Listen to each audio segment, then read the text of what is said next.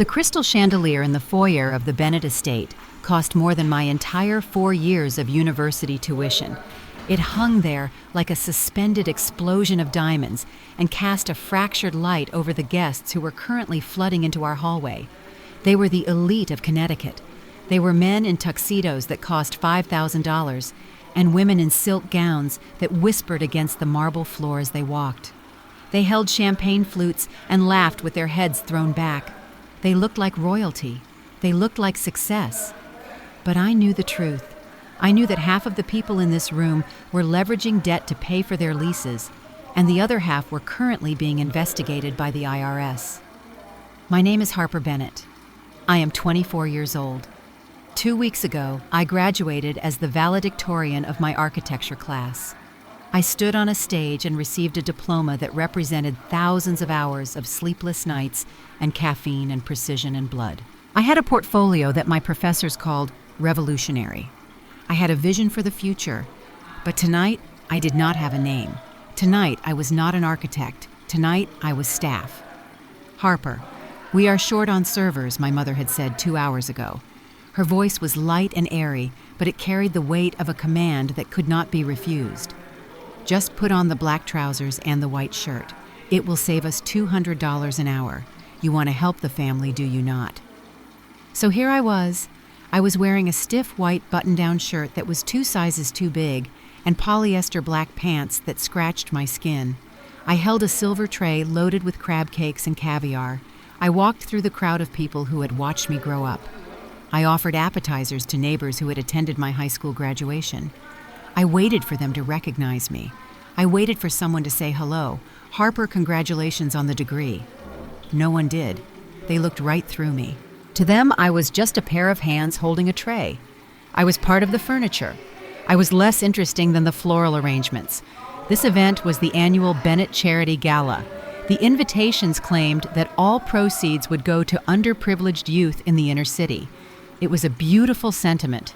It was also a lie. I had seen the ledger on my father's desk. The catering bill alone was $40,000. The band cost $12,000. The decorations cost $8,000. After the expenses were paid, the underprivileged youth would be lucky to see a single check for $500.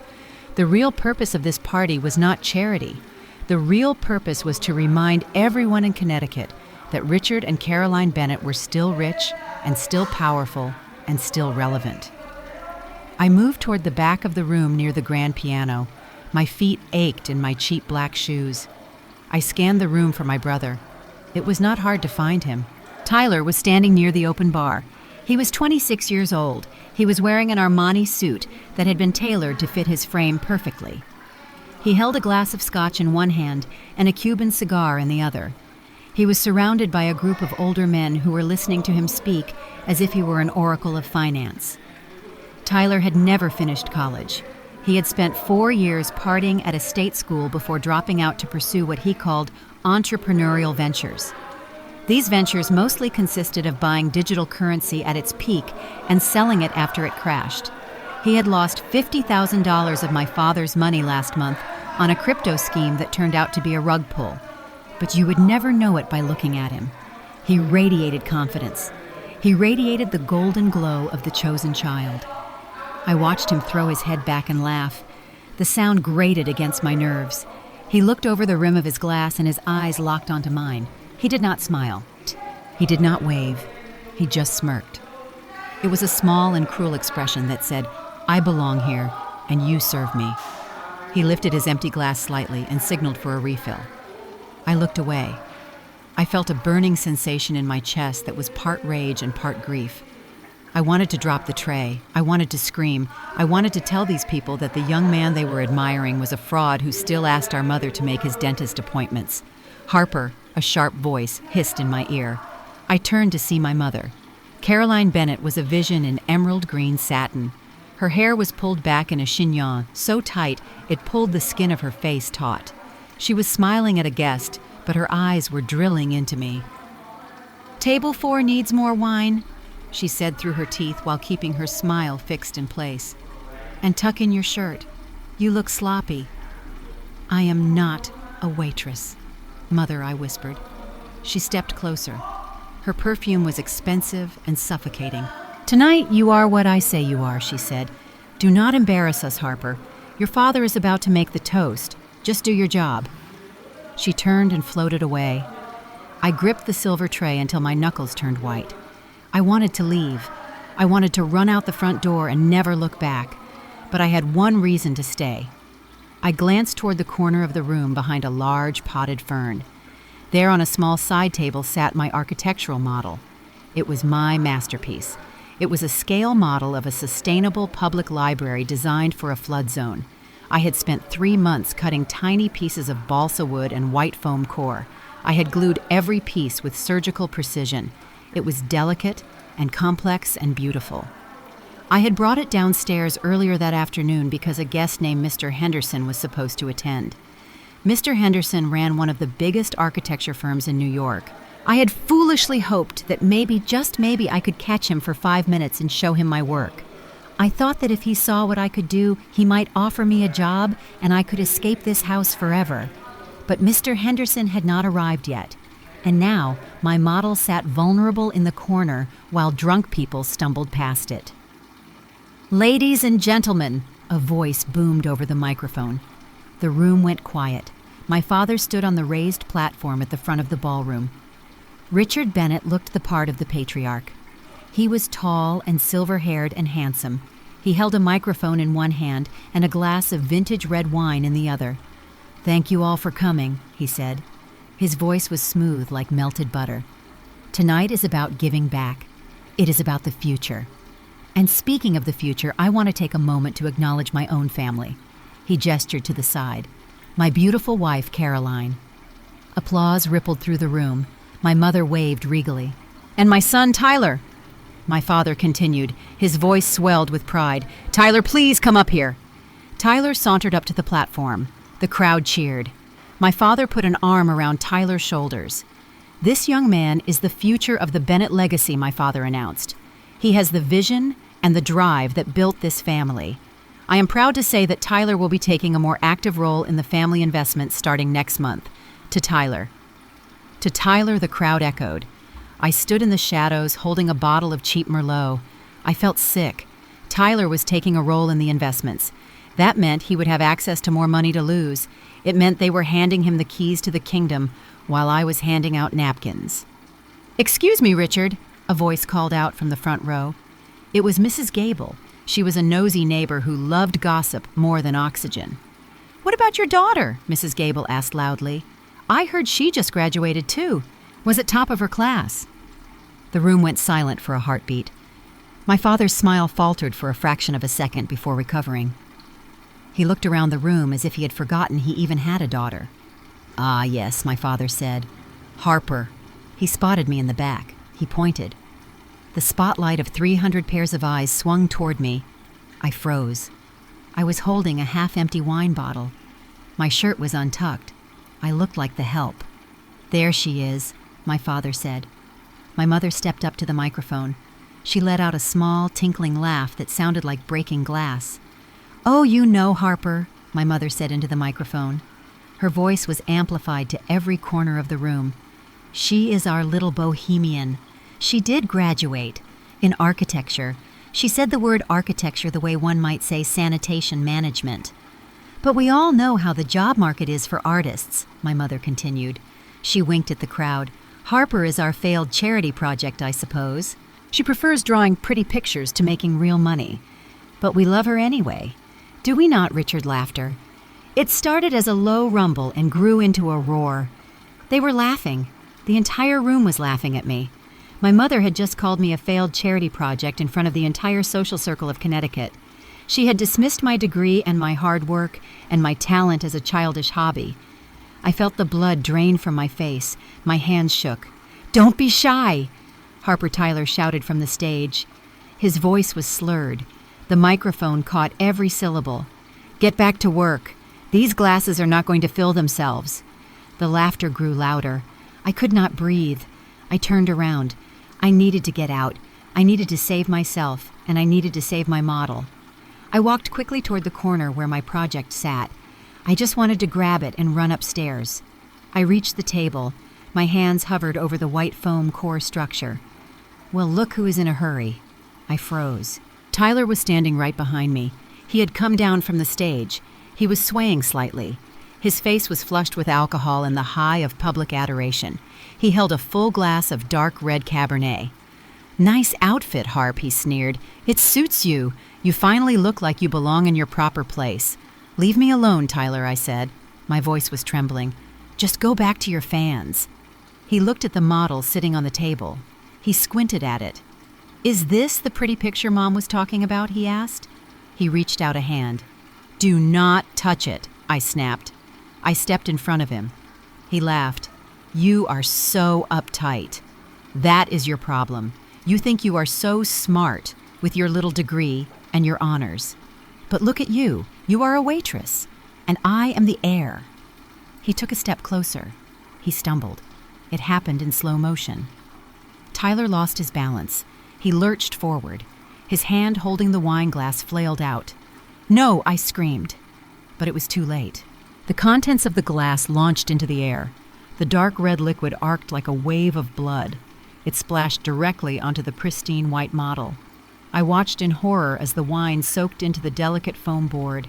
It seeped into the intricate lattice roof I had spent 40 hours cutting. It pooled in the tiny courtyard. The white walls turned a soggy, violent purple. The structure sagged. The glue dissolved. 3 months of my life was destroyed in 3 seconds. The wine also splashed across my white shirt. It stained my chest and stomach like a massacre. Tyler steadied himself on the table. He looked at the ruined model. He looked at me. "Oops," he said. He did not look sorry. He looked delighted. "Sorry about that," he drawled. "It looks like trash now." "But honestly, Harp, it looked like trash before. I just added some color." I stared at him. The rage that had been simmering in my gut for years finally boiled over. I dropped the wine bottle I was holding. It hit the floor with a deafening crash. The glass shattered. Wine pooled around my feet, mixing with the shards. The music stopped. The room went deadly silent. "You did that on purpose," I screamed. My voice cracked. "You ruined it." Tyler rolled his eyes. He turned to the crowd, which was watching with rapt attention. "She is so clumsy," Tyler announced. He pointed at me. "Look at this mess she made." My father marched over. His face was purple with anger. "Harper, what is wrong with you?" he hissed. "You are making a scene." "He destroyed my project," I yelled. I pointed at the soggy red ruin on the table. He threw wine on it. He threw wine on me. My mother appeared at my father's side. She looked at the stain on my shirt and wrinkled her nose in disgust. "Lower your voice," she commanded. "You are hysterical." "He ruined it," I repeated. I felt tears hot and stinging in my eyes. "It is just a toy," Harper, my father, said. He waved his hand dismissively at my architectural model. "It is just some cardboard and glue. Stop acting like a child. It is my portfolio," I choked out. "It is a mess," my mother corrected. "Look at the floor. You have ruined the rug." Tyler snickered. He took a sip from a fresh glass someone had handed him. "She is just jealous," Dad Tyler said. "She is jealous because you toasted me. She cannot handle not being the center of attention." I looked at them. I looked at my father in his tuxedo, who cared more about his rug than his daughter. I looked at my mother, who called me a failure to make her friends laugh. I looked at my brother, who was a cruel and empty shell of a human being. And then I heard it. A chuckle. Then another. The guests were laughing again. They were laughing at the girl covered in wine standing over a pile of wet cardboard. They were laughing at the Bennett family drama. My mother leaned in close to me. Her eyes were cold stones. "Go upstairs," she whispered. "Get cleaned up. And then come back down and clean this mess up. And Harper." I looked at her. "Stop crying," she said. "Do not be dramatic." Something inside my chest snapped. It was a physical sensation. It felt like a cable parting under too much tension. The sound was loud in my ears. I looked at the three of them. I memorized this moment. I memorized the cruelty in Tyler's eyes. I memorized the indifference in my father's face. I memorized the contempt in my mother's smile. I did not say a word. I did not scream again. I stepped back. My shoes crunched on the broken glass. I turned around and walked toward the grand staircase. I felt the eyes of 300 people on my back. I felt the wet fabric of my shirt sticking to my skin. I climbed the stairs one by one. I did not run. I walked with a strange and terrifying calm. I reached the top of the stairs and walked straight into the bathroom attached to my bedroom. I did not slam the door. I did not throw things. I stripped off the wine-soaked shirt and the cheap polyester pants and threw them into the trash can. I turned on the shower. The water was scalding hot. I stood under the spray and watched the water run pink as it washed the Cabernet and the humiliation off my skin. I scrubbed until my skin was raw. I scrubbed until I felt like I had removed every layer of the Bennett name from my body. I stepped out and wrapped a towel around myself. I looked in the mirror. My eyes were not red. They were hard and dry. The girl who had begged for approval downstairs was gone. She had dissolved in that shower. What was left was something colder and sharper. I needed to leave. I knew that with a terrifying clarity. But I could not leave without my documents, my passport, my social security card, my birth certificate. My parents kept all the important family documents locked in the wall safe in my father's home office. I dressed quickly in a pair of old jeans and a gray sweatshirt. I pulled my hair back. I walked down the hallway to the heavy mahogany door of Richard Bennett's sanctuary. The door was ajar. I could hear the murmur of voices downstairs as the last guests were being ushered out. The house was settling into the quiet aftermath of the party. I slipped inside the office. It smelled of expensive leather and stale cigar smoke. I went straight to the painting of the hunt scene behind the desk. I swung it open. The safe was there. Usually it was locked tight, but tonight the digital keypad was dark. My father had been careless. He had likely been in here earlier to retrieve cash for the caterers or to show off a rare coin to a guest and had forgotten to engage the lock. I pulled the heavy steel door open. I saw the stack of passports on the top shelf. I grabbed mine. I grabbed my birth certificate. I was about to close the safe when I saw a thick manila envelope on the bottom shelf. It had a label typed in neat old-fashioned script. Harper Education Trust. I froze. My grandmother Margaret had died 4 years ago. She was my father's mother, but she had been nothing like him. She was kind. She was fierce. She had whispered to me in the hospital that she was leaving me a nest egg. She said it was for my graduate school or a down payment on a house. She said it was my freedom fund. I had never asked about it because my father told me it was being managed in a high-yield trust that I could not touch until I turned 25. I believed him. I reached for the envelope. It felt light, too light. I opened the flap and pulled out the single sheet of paper inside. It was a bank statement dated 3 weeks ago. I scanned the columns. Beginning balance, $85,000. My breath hitched. $85,000. That was enough to start my own firm. That was enough to move to the city and live for 2 years while I built my career. That was my life. I looked at the next line. Withdrawal. Transfer to Porsche dealership of Greenwich. $85,000. Ending balance, $0. The room spun. I had to grip the edge of the mahogany desk to keep from falling. They stole it. They did not just ignore me or insult me. They stole from me. They took the last gift my grandmother gave me and they spent it on a car. I looked at the date again. 3 weeks ago. That was the same week Tyler posted a photo of his new slate gray Porsche 911 on Instagram with the caption, "New toy, thanks to the best parents ever." A cold fire ignited in my stomach. It burned away the last shred of hesitation I had. I took the paper. I folded it and shoved it into my back pocket along with my passport. I walked out of the office. I walked down the grand staircase. The foyer was empty of guests now. The caterers were gone. The front door was closed. My parents and Tyler were standing in the center of the room. My mother was holding a glass of water and rubbing her temples. My father was loosening his bow tie. Tyler was leaning against the wall, scrolling through his phone and chuckling. "I thought I told you to clean up the mess in the ballroom," my mother said without looking up. I walked right up to them. I stood in the center of the Persian rug they loved more than me. "You stole my money," I said. My voice was not loud. It was deadly quiet. My father looked up. He frowned. "What are you talking about, Harper?" he asked. "Go to bed. You are exhausted and you are talking nonsense." I pulled the crumpled paper from my pocket. I held it up. "The trust fund," I said. "Grandma Margaret's money, $85,000. It is gone. You wired it to the Porsche dealership." The silence that fell over the room was heavy. Tyler stopped scrolling. He looked at the paper and then at our father. He did not look surprised. He looked bored. My mother sighed. She took a sip of water. "It is not your money, Harper," she said. "It is family money.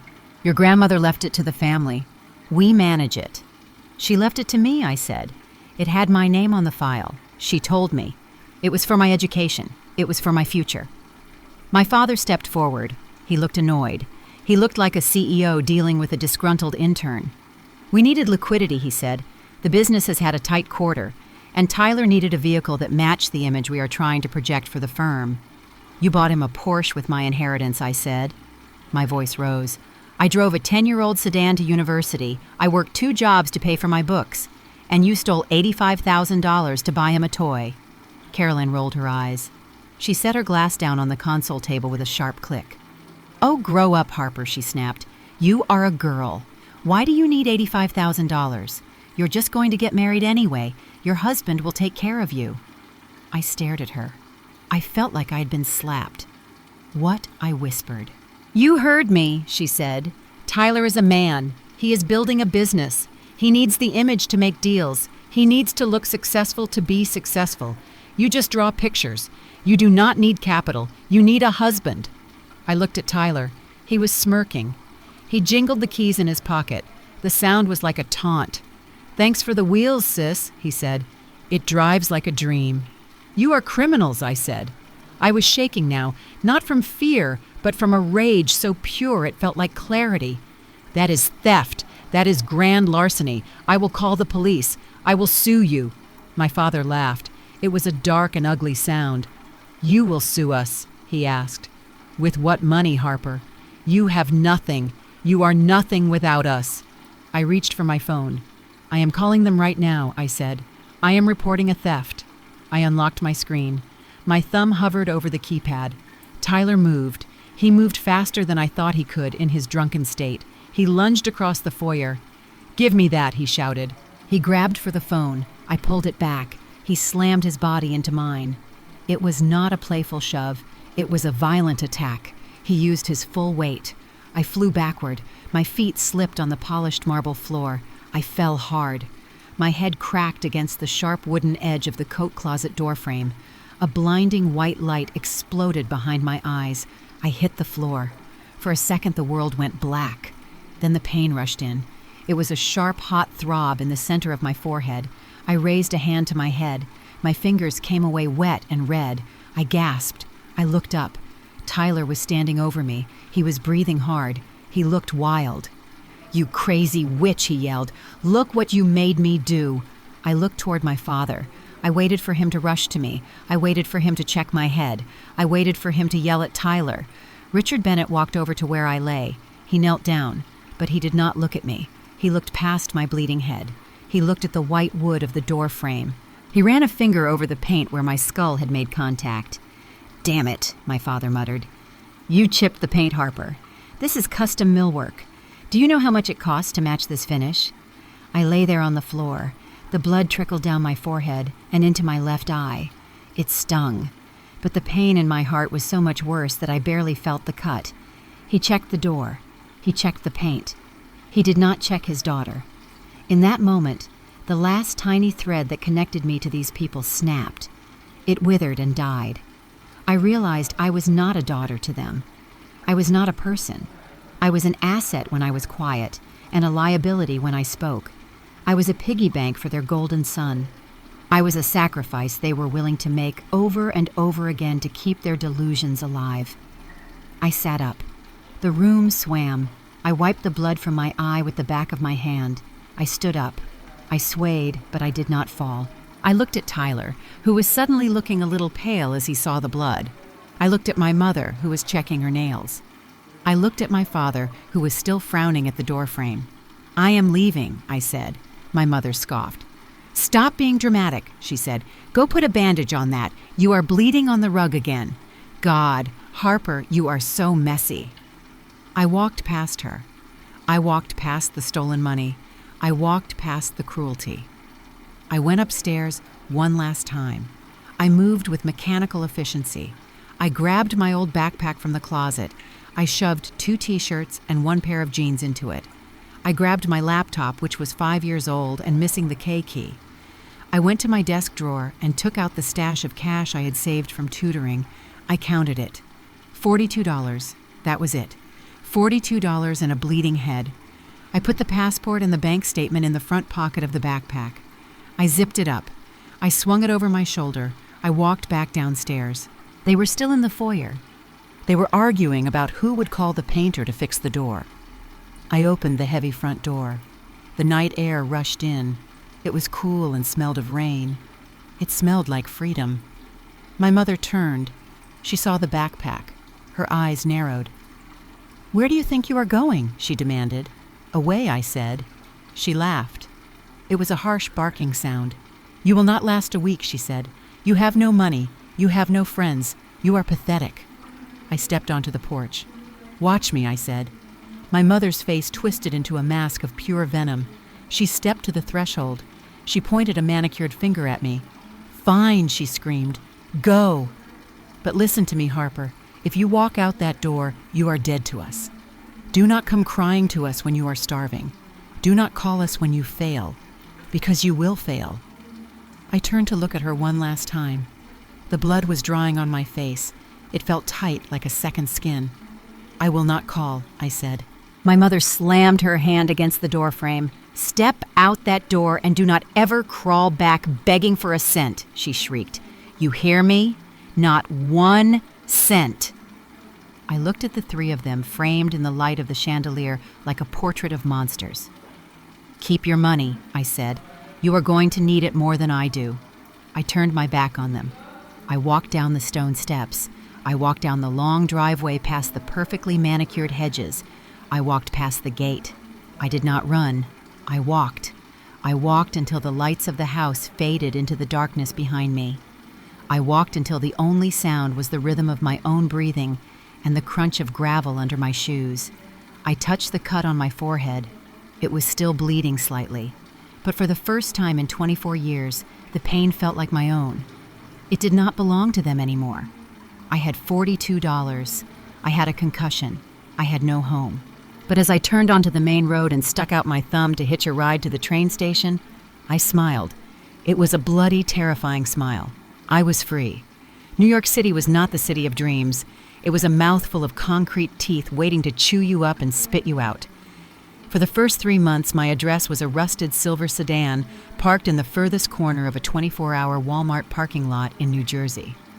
I learned very quickly that sleeping in Manhattan was illegal and sleeping in Brooklyn was dangerous, so I commuted. I drove 90 minutes every morning into the city to work for free.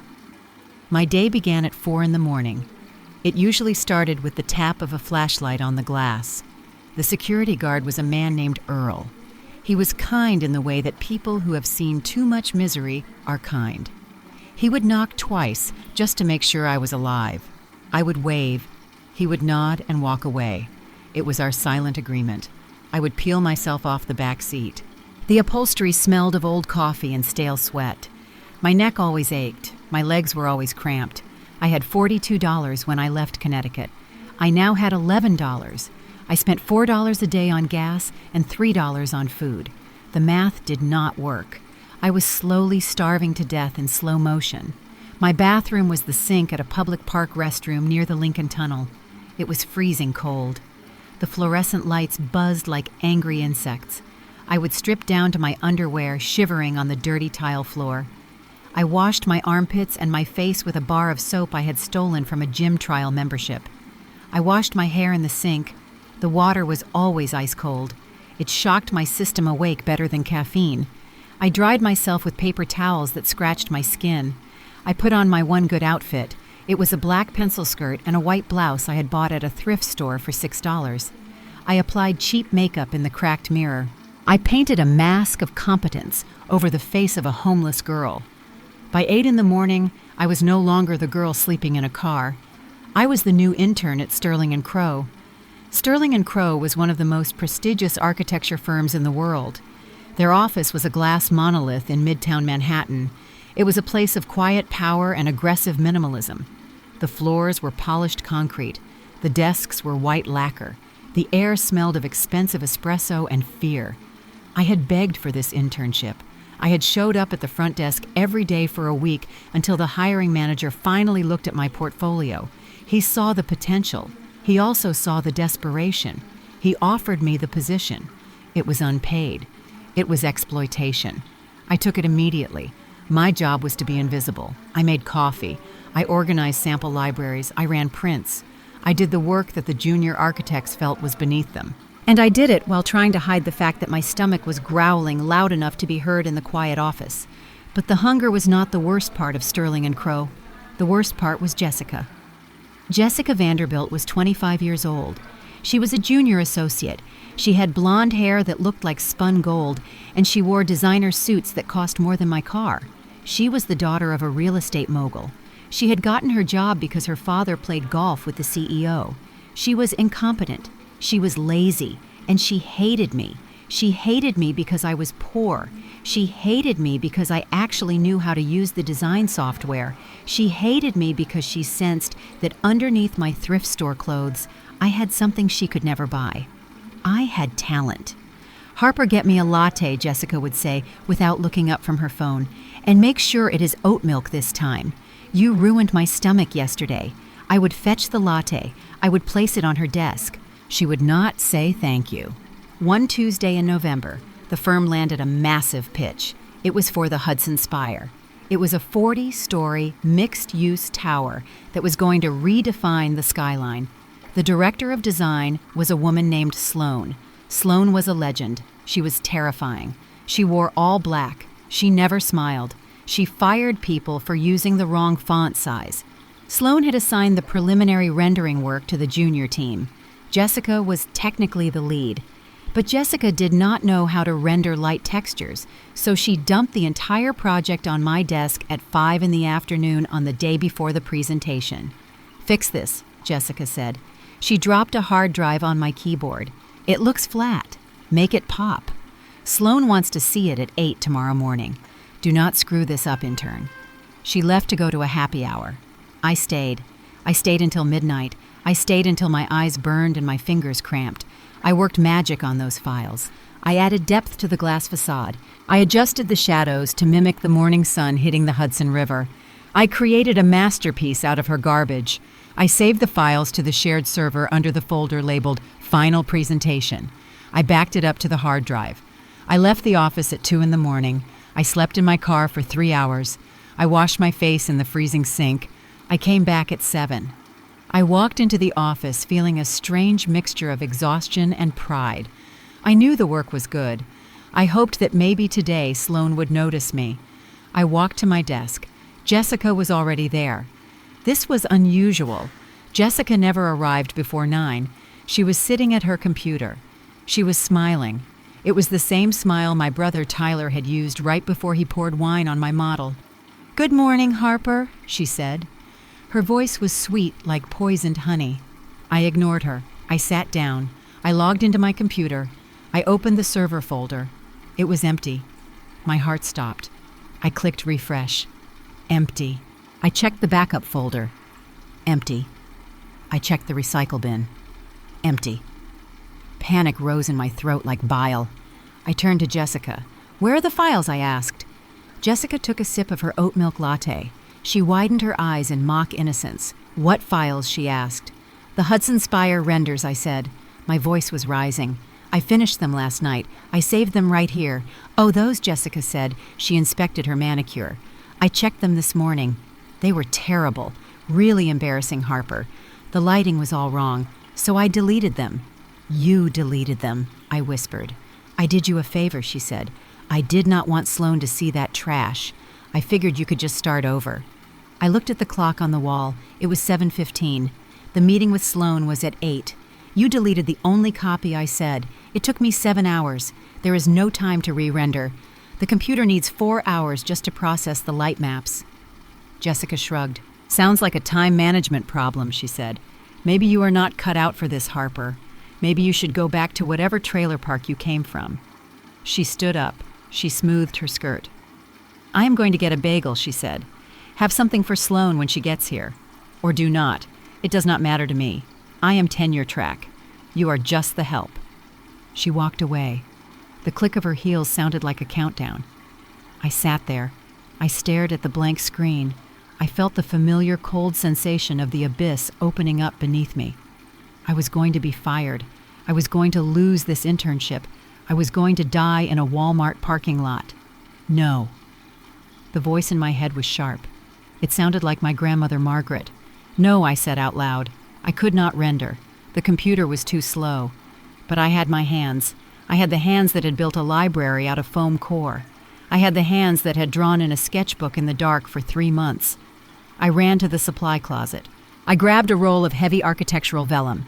I grabbed a box of charcoal sticks. I grabbed a straight edge and a drafting square. I cleared my desk. I taped the paper down. I closed my eyes for 3 seconds. I visualized the tower. I visualized the way the light hit the steel. I visualized the shadows. I opened my eyes and I started to draw. My hand moved with a speed that felt inhuman. It was not thinking. It was channeling.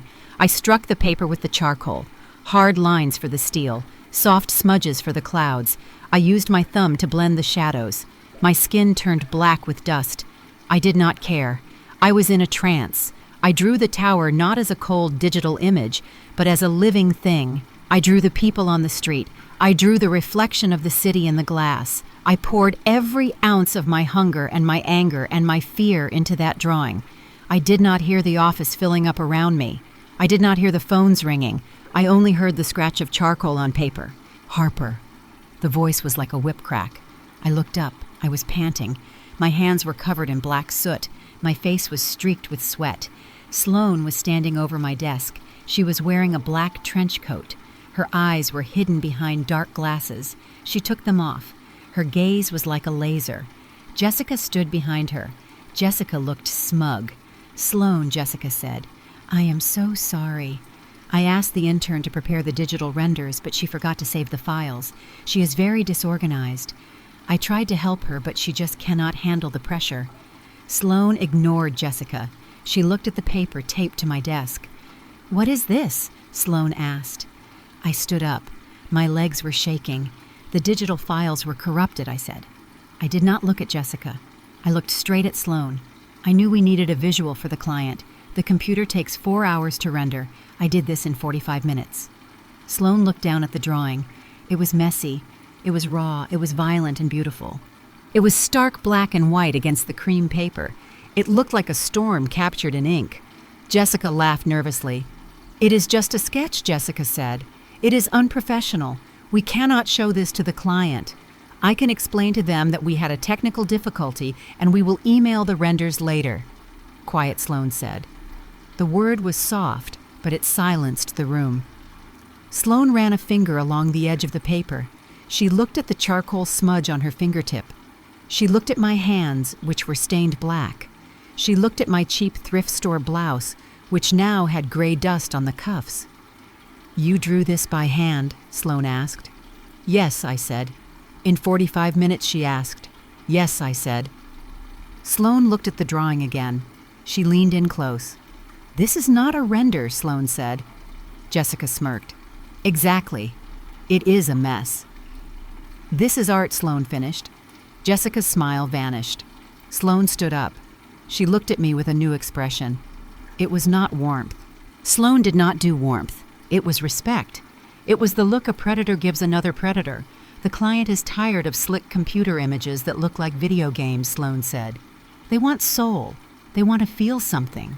She tapped the paper. "This has soul," she said. She turned to Jessica. "You said the intern forgot to save the files," Sloane asked. Jessica stammered. "Yes, there was a glitch." Sloane looked at Jessica's pristine hands. Then she looked at my blackened fingers. "It is interesting," Sloane said, "that the person who supposedly made the mistake is the one covered in the evidence of fixing it. While you look like you just came from a salon." Jessica opened her mouth, but no sound came out. "Grab the drawing," Sloane said to me. "Come to the boardroom. You are presenting this." "Me?" I asked. "You drew it," Sloane said. "You sell it. She started to walk away. She paused and looked back at Jessica. Jessica Sloan said, "Go get us coffee, and make sure it is black. We have real work to do." I peeled the tape off the desk. I rolled up the drawing. I wiped my dirty hands on my skirt. I walked past Jessica. She looked like she had swallowed a lemon. I followed Sloan into the boardroom. I was hungry. I was homeless. I smelled like charcoal and cheap soap. But as I walked through those heavy glass doors, I felt something I had not felt since the night I left Connecticut. I felt powerful. 5 years is 1,825 days.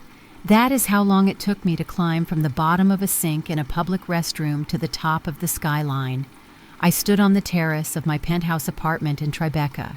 The air was crisp and smelled of rain and exhaust and money. This apartment was a glass box in the sky. It had 3 bedrooms and 4 bathrooms and a view that stretched all the way to the Statue of Liberty. I had designed the interior myself. The floors were poured concrete that had been polished until they looked like black ice. The furniture was severe and Italian and cost more than the house I grew up in. There were no rugs to stain. There were no family photos on the mantel. There was only space. I took a sip of my sparkling water. It was 7 in the morning. I was 29 years old, and I was the youngest chief architect in the history of Sterling & Crow. My name was everywhere now, Harper Bennett. In the design world, it had become a synonym for brutalist elegance. I had taken the Bennett name, and I had scrubbed the blood off of it. I had polished it until it shone. I made sure that when people heard that name, they thought of steel and glass and vision. They did not think of charity galas or stolen trust funds. But I was careful. In every interview I gave, I was a ghost. I refused to answer questions about my childhood. I told journalists that I was a self-made woman. I told them my parents were not in the picture. I let them assume my parents were dead. It was cleaner that way. I walked back inside and set my glass on the marble island. My phone buzzed on the counter. It was not a client. It was not Sloan. It was a notification from a secure email server. Subject: monthly update. I opened the email. It was from a man named Miller. Miller was a private investigator I had hired 3 years ago. I did not hire him because I missed my family. I hired him because I was building an empire, and you cannot build a fortress if you do not know where the enemies are digging their tunnels. I paid Miller $2,000 a month to keep tabs on the people who had birthed me. I sat down on the leather bar stool and opened the dossier attached to the email. The first section was about Tyler. The report was an autopsy of a slow-motion train wreck. 5 years ago, Tyler had been the golden boy with a stolen $85,000 Porsche. Today, he was a desperate man drowning in a digital sea. The report detailed his financial ruin. Tyler had leveraged the Porsche and then my father's credit to invest in a cryptocurrency exchange called Hexavault. He had put everything into it. He had convinced my father to liquidate a portion of his retirement fund to buy in. 6 months ago, Hexavault had collapsed. The founders had fled to a non-extradition country with billions of dollars. Tyler had lost everything. I looked at the photos Miller had attached. One showed Tyler standing outside a pawn shop in downtown New Haven. He looked bloated. His skin was gray. He was wearing a suit jacket that looked 2 sizes too small. He was not the Prince of Connecticut anymore. He was just a gambler who had bet the house and lost. I scrolled down to the section on Richard. My father was not doing much better. The report outlined a series of erratic financial maneuvers within his firm. He had moved capital from the employee pension fund to the operating account. He had taken out 3 high-interest loans against the commercial property he owned. Miller had added a note in red text. Subject is likely engaging in creative accounting to cover personal losses. IRS audit probability is high. He is bleeding cash to maintain the mortgage on the estate. I felt a cold satisfaction settle in my chest. My father, the great businessman, was cooking the books. He was stealing from his own employees to cover the hole his son had dug. He was a thief. He had always been a thief. He had just moved on to bigger victims. Then there was Caroline. I looked at the section on my mother.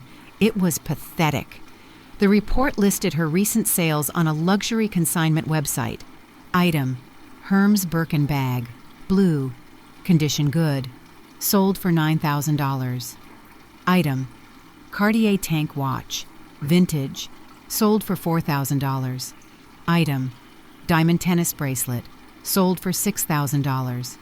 She was selling the props. She was stripping the set. But if you looked at her Instagram, which Miller had also screenshotted, she was living a lie. I looked at a post from 2 days ago. It was a photo of her holding a glass of champagne on a boat in the Mediterranean. The caption read, "Missing the summer sun. Life is beautiful." I checked the metadata Miller had provided. The photo was taken 4 years ago. She was currently sitting in a cold house in Connecticut selling her jewelry to pay the heating bill, but on the internet she was still the queen of the high seas. They were rotting from the inside out. They were hollow. I closed the laptop. I did not feel pity. I felt safe. As long as they were drowning, they could not reach me. I was the shark who had learned to breathe on land, and they were the fish gasping in the mud. I stood up and grabbed my blazer. Today was not a day for the past. Today was the day that would define my future. Today was the final pitch for the Hudson Revival. The Hudson Revival was the most ambitious public project New York City had commissioned in a decade. It was a $300 million redevelopment of a derelict pier on the Hudson River. It was going to be a library and a community center and a public park all floating on the water. It was the same concept as the little foam model Tyler had destroyed 5 years ago, but it was massive, it was real, and it was mine. I arrived at the office at 8 in the morning. Sloan was waiting for me in the conference room. She was wearing a white suit that looked sharp enough to cut glass. She looked at me and nodded. "Are you ready, Bennett?" she asked. "I was born ready," I said. The clients walked in at 9. They were a board of city officials and private donors. They were skeptical men in gray suits who wanted to build a shopping mall. I had to convince them to build a sanctuary. I stood at the head of the table. I dimmed the lights. I did not use a laser pointer. I used my voice. I spoke for 40 minutes. I told them about the concept of shelter. I told them about the need for beauty in a brutal world. I showed them the renderings. I showed them the light filtering through the glass roof. I showed them the reading nooks suspended over the river. I did not tell them that I designed this building because I used to sleep in a car. I did not tell them that the library was the only place I felt safe when I was a child. I let the work speak for itself. When I finished, there was silence in the room. It was not the awkward silence of the charity gala. It was the silence of awe. The head of the committee stood up. He was a man named Mr. Thompson. He looked at the screen, and then he looked at me. "Ms. Bennett," he said, "we have seen 5 proposals this week. They were all buildings. This is not a building. This is a landmark. We got the contract." The news broke 3 days later. It was everywhere. Sterling and Crow wins Hudson Revival Commission. Young architect Harper Bennett to redesign the waterfront. But the real explosion happened a week later. I was sitting in my office reviewing the structural engineering schematics when Sloan walked in. She was holding a magazine. She dropped it on my desk with a thud. "Happy birthday, Bennett," she said. I looked down. It was Forbes magazine. It was the 30 Under 30 issue. And there on the cover was my face. I was wearing a black turtleneck. My hair was slicked back. My chin was lifted. I looked formidable. I looked untouchable. The headline was printed in bold gold letters across my chest. "The Architect of the New Age. How Harper Bennett Built an Empire from Nothing." I stared at the image. It was surreal. 5 years ago, I had been bleeding on a marble floor while my mother screamed at me. Now I was staring out from every newsstand in America. I picked up the magazine. My hands were steady. "Did you read the article?" Sloan asked. "No," I said. "It is good," Sloan said. "You controlled the narrative perfectly. No mention of family, just the work. You sound like a machine." I opened to page 42. There was a full-page spread of me standing on the construction site of my last project. I scanned the text. Harper Bennett is a ghost in a world of celebrities. She refuses to discuss her background. She claims to have no family ties. "I am the product of my own ambition," Bennett says. "I do not look backward. I only look up." I closed the magazine. "This is going to be a problem," I said quietly. Sloan poured herself a drink from the crystal decanter on the sideboard. "Why?" she asked. "It is free publicity. It establishes you as a brand. This is what we wanted." I looked out the window at the city below. "Visibility is dangerous," I said. When you are invisible, you are safe. When you are on the cover of Forbes, you are a target." Sloane laughed. "Who is going to target you?" she asked. "You have more money than God, and you have the best lawyers in the city. Let them come." I looked at the magazine again. I looked at the gold letters. I thought about the dossier on my laptop. I thought about the 3 desperate people rotting in a mansion in Connecticut. I thought about Tyler's gambling debts. I thought about Richard's embezzlement. I thought about Caroline's delusions of grandeur. They had no money. They had no prospects. They were drowning. And I had just lit a signal flare in the sky that said I had everything they needed. "They will see this," I said. So what Sloane said, "They are strangers to you." "No," I said, "they are not strangers. They are parasites, and a parasite can smell blood from miles away." I picked up the magazine and threw it in the trash can. "Let them come," I said. But even as I said it, I felt a cold shiver run down my spine. I knew them. I knew how their minds worked. They would not see this magazine and feel pride. They would not see my success and feel happy for me. They would see the cover of Forbes, and they would see a bank vault that they had forgotten to loot. They would see the headlines, and they would rewrite history. They would convince themselves that my success was actually their success. They would tell themselves that they had raised me to be this way. They would tell themselves that the $85,000 they stole was just a loan that had paid off. They would come for me. I walked over to the window. The sun was setting over the Hudson River. The water looked like liquid copper. It was beautiful and cold. I took out my phone. I dialed Miller. He answered on the first ring. "Ms. Bennett," he said. "I want 24-hour security on the building," I said. "And tell the doorman that if anyone with the last name Bennett tries to enter, he is to call the police immediately." "Is there a specific threat?" Miller asked. "Yes," I said. I looked at my reflection in the glass. "My family just found out I am rich." I hung up the phone. The calm years were over. The silence was over. I had climbed the mountain and planted my flag. But in doing so, I had alerted the wolves at the bottom of the hill. I was ready for them. I had the money. I had the power. I had the truth. But as I stood there in my glass tower, I knew that this next fight would not be about architecture. It would not be about money. It would be a war for my soul. The security desk called my direct line at 10 in the morning on a Tuesday. I was in the middle of reviewing the light refraction data for the library atrium. I was feeling good. I was feeling untouchable. The Forbes cover was framed on my wall, and the city lay beneath my feet like a conquered kingdom. Ms. Bennett, the head of lobby security, said. His voice was tight. "We have a situation downstairs." I frowned and clicked my pen. "What kind of situation?" I asked. "Is it a journalist?" "I told you to turn them away." "No, ma'am," he said. "It is a family. 3 individuals. They claim to be your parents and your brother. They are refusing to leave. They are causing a scene." My hand froze. The pen hovered over the blueprints. I felt a cold drop of dread slide down my spine. It was the specific kind of dread reserved for ghosts coming back to haunt you. I had expected them to call. I had expected a lawsuit. I had not expected them to storm the gates. "Remove them," I said. My voice was cold. "Tell them I am in a meeting. Tell them to contact my lawyer." "I cannot do that, ma'am," the guard said. He lowered his voice to a whisper. "The woman is screaming. She is screaming that she is dying. She has collapsed on the floor. People are filming." I closed my eyes. I took a deep breath. Dying. The word hung in the air of my silent glass office. It was a heavy word. It was a word that stopped arguments and opened doors. It was the ultimate trump card. "I will be right down," I said. I hung up the phone. I stood up and smoothed the front of my tailored wool blazer. I checked my reflection in the window. I looked composed. I looked rich. I looked like a woman who did not have a screaming mother on the floor of her lobby. But inside my chest, my heart was hammering against my ribs like a trapped bird. I walked to the elevator. I pressed the button for the lobby. The descent took 30 seconds. It felt like 30 years. When the doors slid open, the sound hit me first. It was a wailing sound. It was high and thin and desperate. It echoed off the polished marble walls and the high ceilings of the Sterling and Crow atrium. I stepped out. A crowd had gathered near the security turnstiles. Junior associates were whispering behind their hands. Clients were pausing on their way out to stare.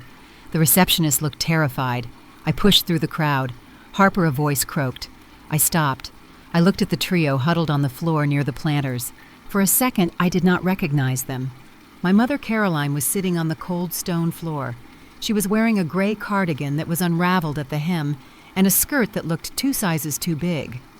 Her hair, which was usually dyed and blown out to perfection, was gray at the roots and pulled back in a messy knot. Her face was gaunt. She wore no makeup. She looked 20 years older than the last time I had seen her.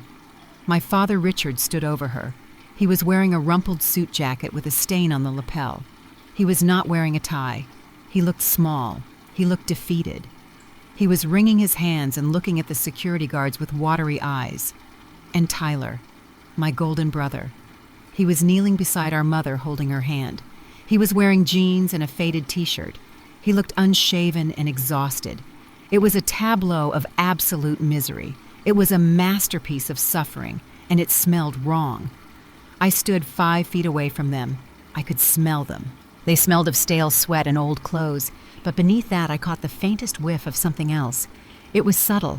It was the smell of expensive hair product masking the grease. It was the smell of a performance. Harper, my mother sobbed. She reached a hand out to me. Her fingers were trembling. Oh, thank God. You came down. I told them you would come. I stayed where I was. I kept my arms crossed. What are you doing here? I asked. My voice was flat. The crowd went silent. They were judging me. I could feel their eyes. To them, I was the ice queen standing over a heap of broken humanity. To them, I was the villain on the cover of Forbes who let her mother weep on the floor. Ms. Bennett, a security guard, said gently, "This lady says she needs medical attention. Should we call an ambulance?" "No," Tyler shouted. He jumped up. He stood between me and the guard. "No ambulance. We cannot afford an ambulance. We do not have insurance." He turned to me. His eyes were red. "She is sick, Harper," Tyler said. His voice broke. "She is really sick. What is it?" I asked.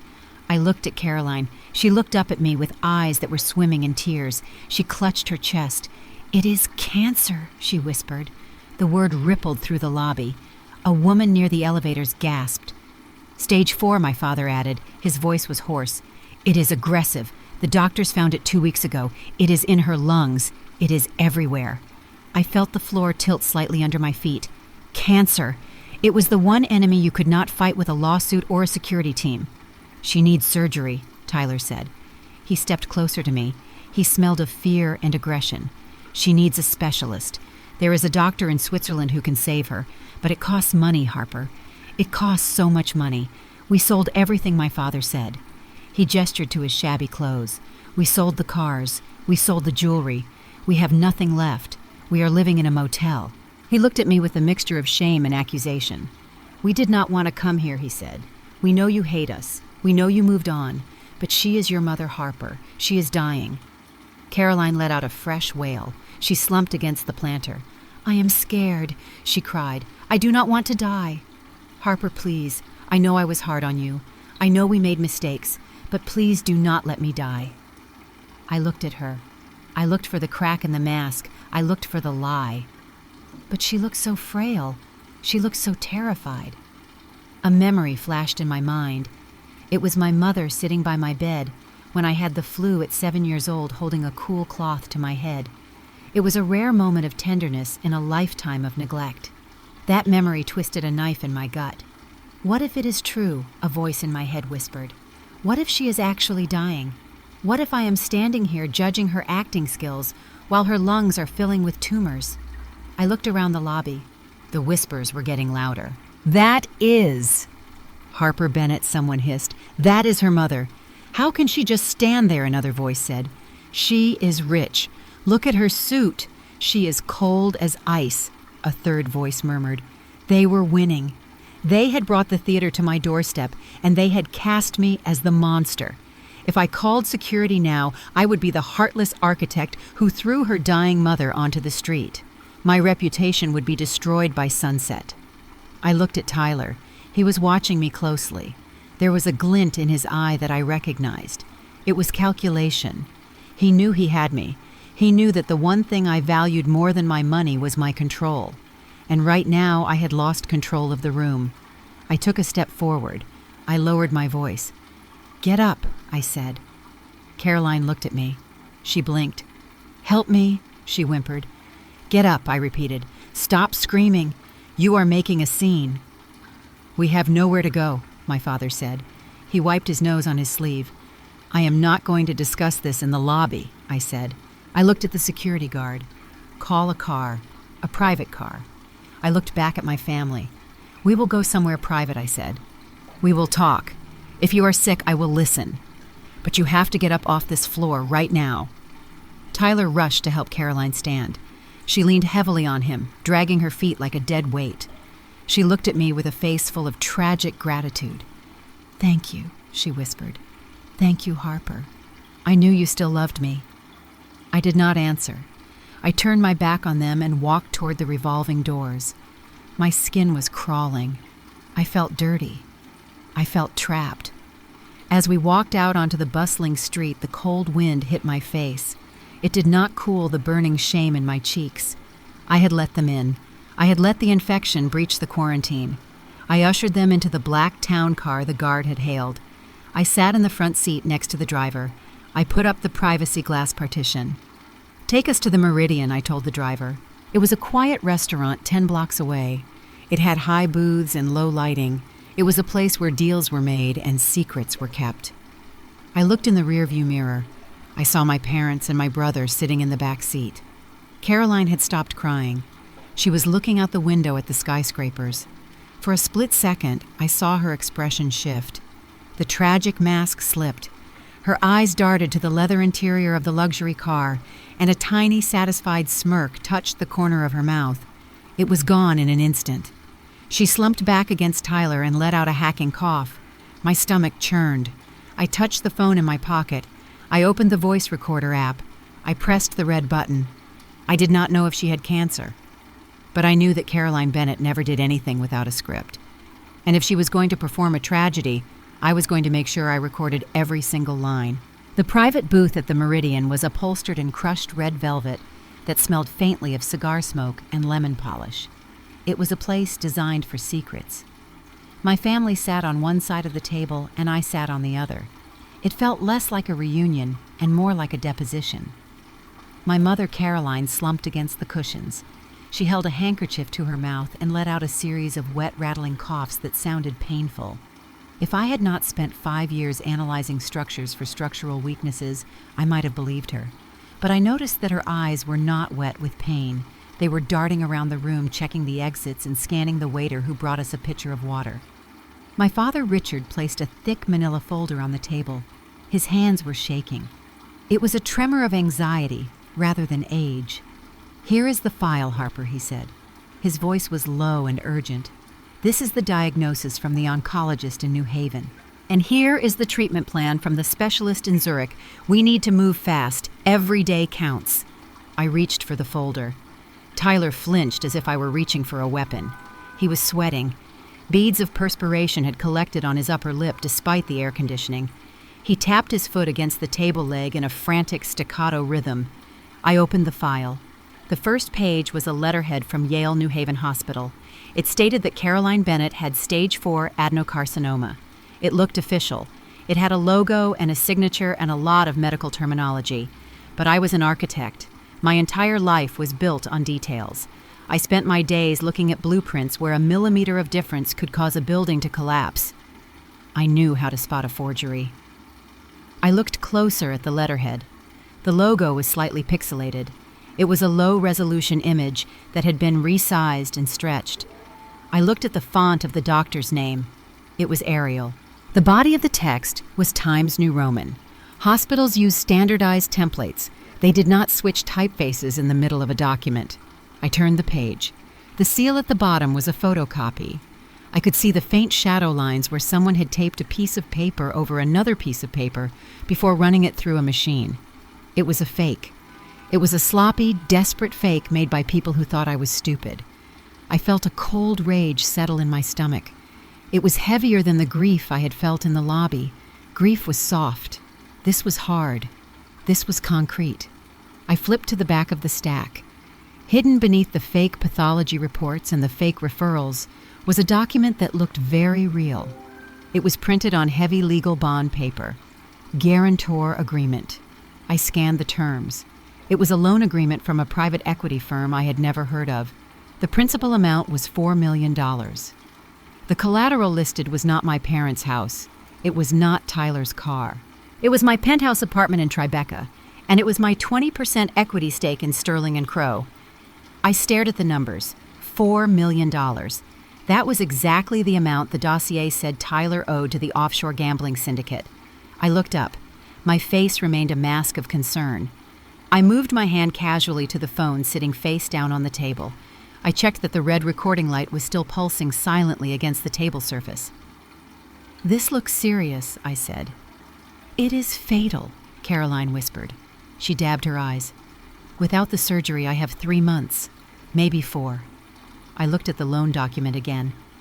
"And this paper at the back," I asked, "the one that puts a lien on my company shares. Why does a Swiss doctor need a lien on an American architecture firm?" My father cleared his throat.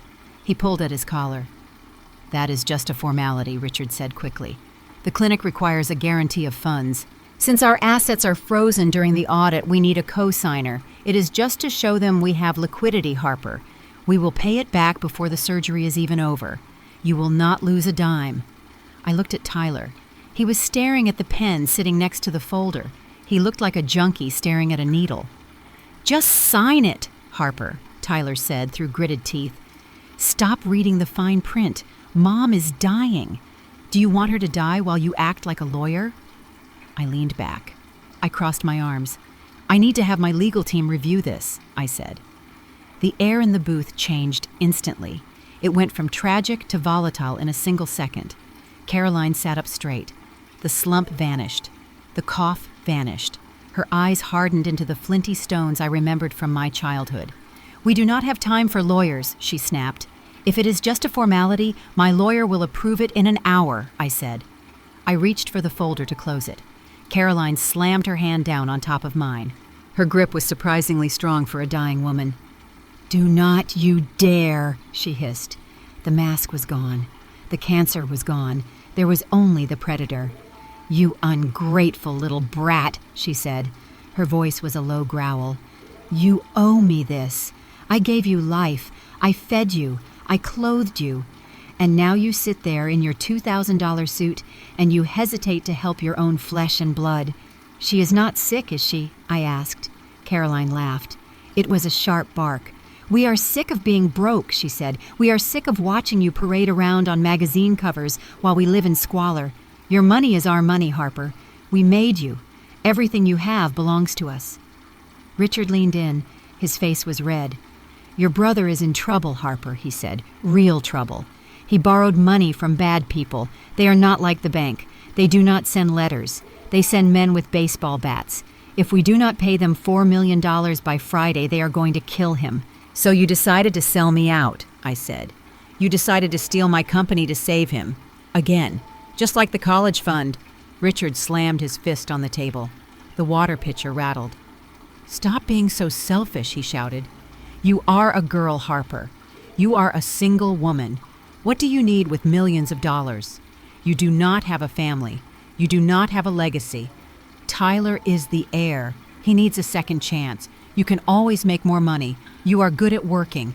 It is your duty to support the men in this family." I looked at them. I looked at the misogyny and the entitlement and the absolute moral rot. I felt sick, but I also felt triumphant. I had it. I had the confession. I had the fraud. I had the motive. It was all spinning on the digital tape in my pocket. I pulled my hand out from under Caroline's claw. "I am not signing," I said. Tyler made a sound like a wounded animal. "You have to!" he screamed.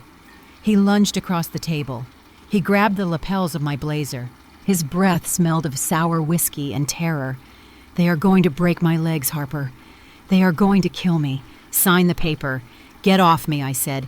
I tried to push him away, but he was heavy and fueled by adrenaline. He shook me.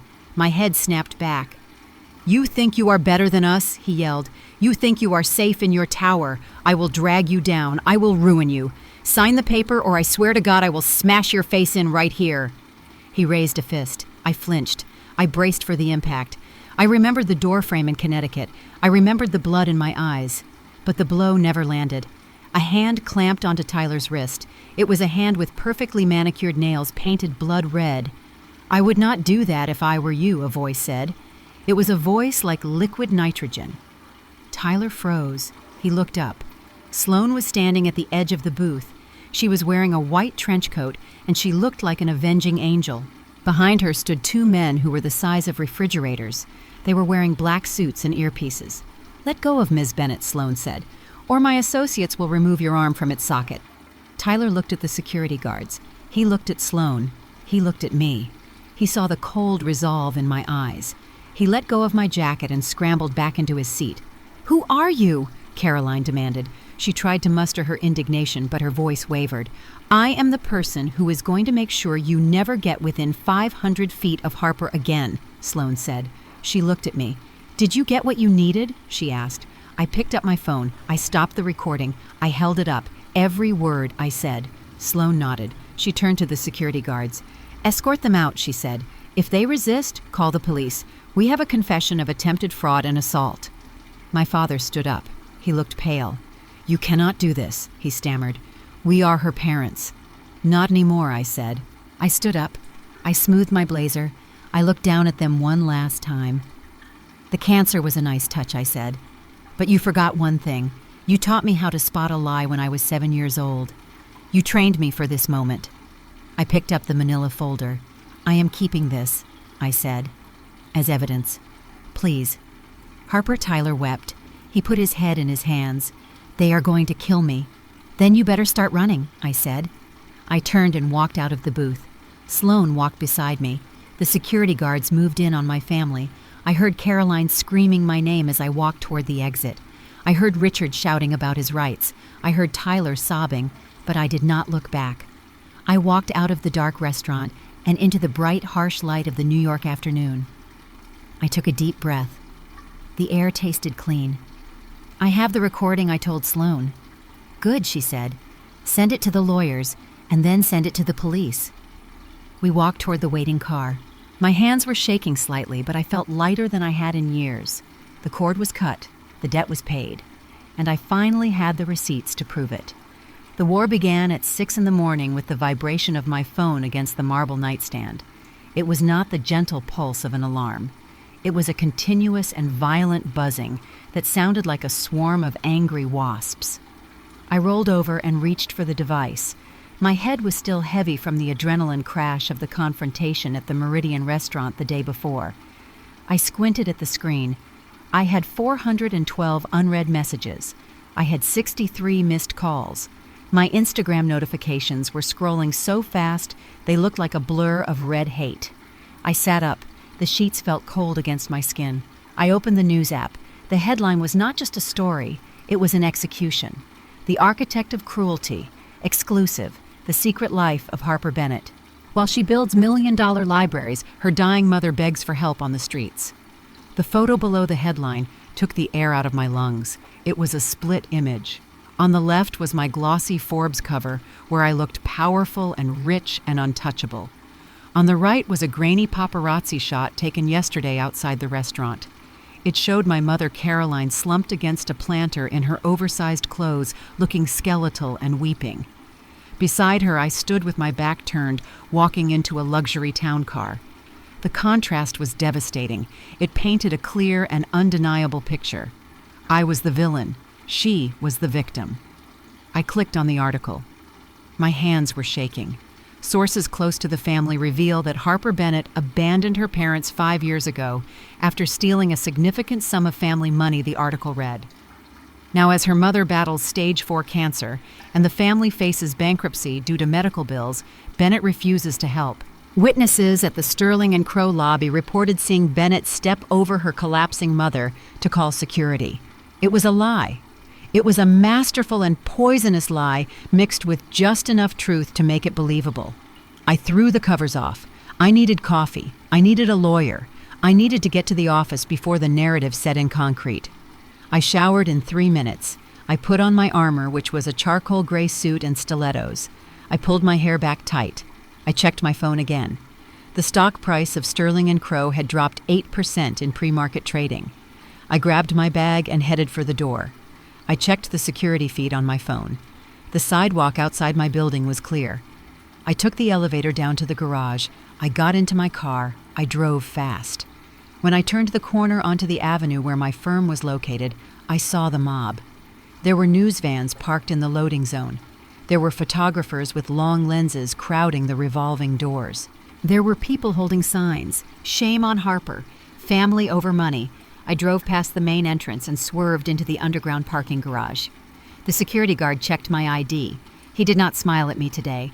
He looked at me with a mixture of curiosity and disgust. I parked the car. I walked to the private elevator. I swiped my key card. My hand was steady, but my stomach was churning acid. The elevator doors opened onto the executive floor. It was usually a place of hushed productivity. Today it felt like a bunker under siege. The phones were ringing off the hook. Secretaries were running back and forth with stacks of paper. I walked toward my office. I kept my head high. I did not make eye contact. "Harper," the voice came from the conference room doorway. It was Jessica. My old rival was standing there with her arms crossed. She was wearing a cream silk blouse and a skirt that cost $2,000. She looked concerned. But I knew Jessica. I knew that beneath the concern she was practically vibrating with joy. "We need to talk," Jessica said. "I do not have time, Jessica," I said. I kept walking. "The board is meeting in 10 minutes, she called out. I stopped. I turned around slowly. "What?" I asked. Jessica smiled. It was a small, sad smile that did not reach her eyes. "The board called an emergency session," she said. She walked toward me. Her heels clicked on the polished concrete. "The Hudson Revival investors are panicking, Harper. They are threatening to pull the funding. They do not want a scandal attached to a public library. They say it is bad optics." "It is a lie," I said. "My mother is not sick. It is a shakedown." Jessica sighed. She placed a hand on her chest. "Does it matter if it is true?" she asked softly. "It is out there. The stock is down 12% now. Clients are calling to cancel consultations. You are radioactive, Harper." She took a step closer. She lowered her voice to a conspiratorial whisper. "I just spoke to the chairman," Jessica said. "They are going to ask for your resignation. They think it is the only way to save the firm." I stared at her. I saw the ambition naked in her eyes. She had waited 5 years for this. She had watched me rise, and she had waited for me to stumble. Now she was ready to push me off the cliff. "You would love that," I said. "You have wanted my office since the day I started.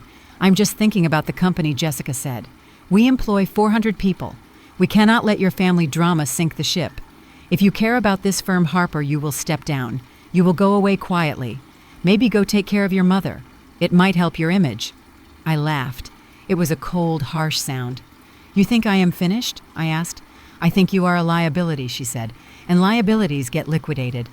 I walked past her. I walked straight to my office. I slammed the door. I locked it. I sat down at my desk, my sanctuary. The room was filled with awards and models and blueprints. It was the physical proof of my competence. But right now it felt fragile. I opened my laptop. I needed to see the damage. I needed to know exactly what they were saying. I went to Twitter. It was trending. Hashtag Harper Bennett Ice a Monster. Then I saw the link. It was a live stream. It was live right now. Tyler Bennett speaks out. The truth about my sister. I clicked the link.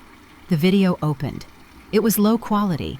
It looked like it was filmed in a cheap motel room with beige walls and a flickering lamp. Tyler was sitting on the edge of a bed. He looked devastatingly broken. His eyes were red and swollen. He was holding a tissue. He looked directly into the camera. "Thank you, everyone, for your support," Tyler said. His voice trembled. "It means the world to us. We have felt so alone." He took a shaky breath. "I did not want to do this," he said. "I love my sister. I have always protected her, but I cannot watch her lie anymore. Not while our mother is dying." He wiped his nose. "People are asking why we are broke," Tyler said. "They are asking why a successful family lost everything. Harper says we are bad with money, but that is not true." He looked down at his hands. 5 years ago, Harper was in trouble, he whispered. She got involved with some bad people. She had debts, gambling debts, drugs. We tried to help her. We really did. I gripped the edge of my desk. My knuckles turned white. He was flipping the script. He was taking his own sins and painting them onto me. We liquidated my college fund to pay her dealers. Tyler lied. Tears streamed down his face. We took out a second mortgage to keep her out of jail. We gave her everything. $85,000. It was all we had. And she took it, and she ran away. He looked up at the camera. His expression was a masterpiece of betrayal. She promised she would pay us back, he said. She promised she would take care of Mom. But when she got rich, she changed. She blocked our numbers. She erased us. And now, he choked on a sob. Now Mom needs surgery, he cried. And Harper has millions. And she laughed at us. She literally laughed at us in the lobby of her building. She said we were pathetic. The viewer count on the live stream was climbing. 50,000, 60,000. The comments were scrolling so fast I could barely read them. She is evil. Boycott Sterling and Crow. Someone should teach her a lesson. I hope she loses everything. Tyler leaned into the camera. We do not want her money, he said. We just want her to have a heart. We forgive you, Harper. If you are watching this, please, just come home. Just say goodbye to Mom before she goes. He ended the stream. The screen went black. I sat there in the silence of my office. I felt cold. It was a deep, bone-chilling cold. They had done it. They had weaponized their own failure. They had taken the theft they committed against me and turned it into a weapon to destroy my life. They knew exactly what they were doing. They knew that the world loved a redemption story and hated a successful woman who appeared cold. They had played to every stereotype and every bias. I looked at the phone on my desk. The light was flashing. The board was waiting.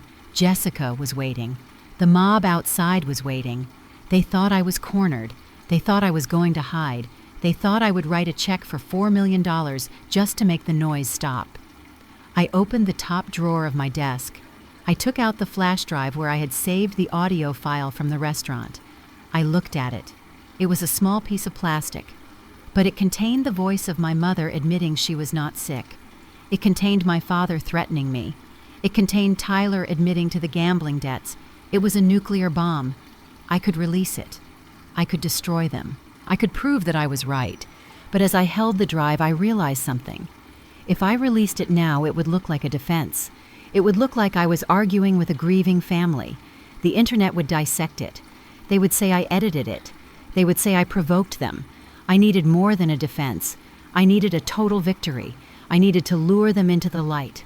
I needed them to stand in a court of law and lie under oath. I needed to let them think they had won so that they would overreach. I stood up. I picked up my phone. I dialed the extension for the conference room. "This is Harper Bennett," I said when the chairman answered. "We are waiting for you, Harper," the chairman said. His voice was grave. "We have prepared the resignation papers. I am not resigning," I said. There was a silence on the line. "Harper," the chairman said, "you do not have a choice. The optics are catastrophic. I am not resigning," I repeated. "I am taking a leave of absence. 2 weeks. "That might not be enough," he said. "It will be enough," I said. "I am going to fix this, but I am going to do it my way. And when I come back, I want Jessica fired for insubordination." I hung up the phone. I grabbed my bag. I grabbed the flash drive. I walked out of my office. I walked past Jessica, who was standing by the elevator waiting to see me cry. I did not cry. I stopped in front of her. "Enjoy the chair, Jessica," I said. "Keep it warm for me." I walked into the elevator. The doors closed on her confused face. I was going down to the garage. I was going to drive past the photographers. I was going to let them take their pictures of the fallen queen. Let Tyler have his moment. Let Caroline play her role. Let them think they had broken me, because I was about to sue them for defamation. I was about to sue them for fraud, and I was going to do it with the full force of the American legal system behind me. The war had just begun. Silence is a weapon if you know how to hold it. For 14 days, I did not speak. I did not tweet. I did not issue a statement through a publicist. I let the world scream at me. I let the hashtags trend. I let the stock price of Sterling and Crow bleed out until the board of directors was calling my phone every hour on the hour begging me to resign. I let my family think they had won. I spent those 14 days in a conference room at the offices of my attorney. His name was Arthur Vance. He was the kind of lawyer who cost $1,200 an hour and scared judges just by walking into the courtroom. We did not sleep. We organized. We authenticated. We built a fortress of evidence that was so high and so thick that no lie could breach it. On the 15th day, I broke the silence. I did not go to a talk show. I did not do an interview with a sympathetic magazine. I rented the ballroom at the Pierre Hotel. I invited every major news outlet in New York City. I invited the financial press. I invited the Architectural Digest reporters. I invited the bloggers who had called me a monster. At 10 in the morning on Monday, I walked onto the stage. I was wearing a white suit. It was stark and sharp and clinical. It was the color of truth. I stood behind a podium made of clear acrylic. Behind me was a massive LED screen that was currently black. The room was packed. The sound of camera shutters was like a heavy rain. I looked out at the sea of faces. I saw Jessica standing in the back. She looked smug. She thought I was going to apologize. She thought I was going to announce my resignation and fade into the ether. I leaned into the microphone. "My name is Harper Bennett," I said. My voice was steady. It did not waver. For 2 weeks, I have listened to a story about my life told by 3 people who lost the right to speak for me 5 years ago. Today, I'm going to tell you the truth. And unlike my family, I brought receipts. I clicked a remote in my hand. The screen behind me lit up. It was a bank statement. It was blown up to 10 feet tall. Every line was crisp and clear. "Exhibit A," I said. My brother Tyler claimed on a live stream that I stole $85,000 from a family trust to pay for drugs. He claimed this destroyed the family finances. I pointed to the screen. "This is the official transaction record from the Harper Education Trust, dated October 14th, 7 years ago," I said. "The beneficiary is listed as Harper Bennett. The balance is $85,000. I clicked the remote again. A red box appeared around the withdrawal line. "Please note the recipient of the wire transfer," I said. "It is not a drug dealer. It is the Porsche dealership of Greenwich, Connecticut." A murmur went through the room. I clicked again. A photo appeared. It was a screenshot from Tyler's Instagram account, dated 3 days after the withdrawal. It showed Tyler leaning against a slate gray Porsche 911 with a grin on his face. The caption read, "New toy, thanks to the best parents ever. I stole nothing," I said. "My college fund was stolen from me to buy a luxury car for a man who has never held a job for longer than 6 months. I worked 2 jobs to pay for my degree while my brother drove my tuition around town." The murmuring grew louder. I saw journalists typing furiously on their laptops. I clicked the remote. The screen went black for a second. Then a new image appeared. It was a photograph of a face, my face. I was 19 years old in the picture. My skin was pale. My eyes were wide with shock. And right in the center of my forehead was a gash that was split wide open. Blood was streaming down my face and into my eye. The room gasped. It was a collective sound of horror. "Exhibit B," I said. My voice turned cold. "My brother claims he has always protected me.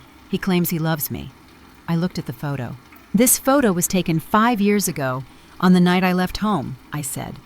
"I took this photo in the mirror of a gas station bathroom 10 miles from my parents' house. I emailed it to myself that night with the subject line, 'If he kills me.'" I paused to let the words sink in. "This injury was caused by Tyler Bennett," I said. "He threw me into a door frame because I threatened to report the theft of my trust fund. My father, Richard Bennett, witnessed this assault. He did not call an ambulance. He checked the door frame for scratches. I saw a woman in the front row cover her mouth with her hand. The narrative was shifting. The monster on the magazine cover was dissolving. The victim was emerging. But I was not done. I had one more card to play. The ace. My mother, Caroline Bennett, claims she is dying," I said.